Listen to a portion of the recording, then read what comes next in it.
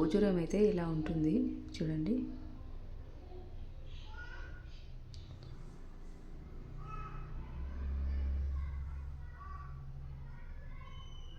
వినాయక స్వామి, లక్ష్మీదేవి, పార్వతీదేవి ఉన్నారు. మిడిల్లో మళ్ళీ వినాయక స్వామిని పెట్టాను, వినాయక స్వామి పటం పెట్టాను.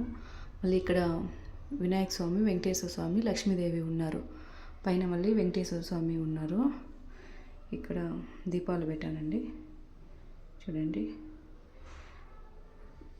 ఆంజనేయ స్వామి, శివుడు ఇక్కడ ఉన్నారు చూడండి. నాకు ఆంజనేయ స్వామి అంటే చాలా ఇష్టము. ఈ కష్టం వచ్చినా బాధ వచ్చినా ఆంజనేయ స్వామికి చెప్పుకుంటాను. చాలా హ్యాపీగా అనిపిస్తుంది దేవుని ఫోటో చూసినప్పుడల్లా.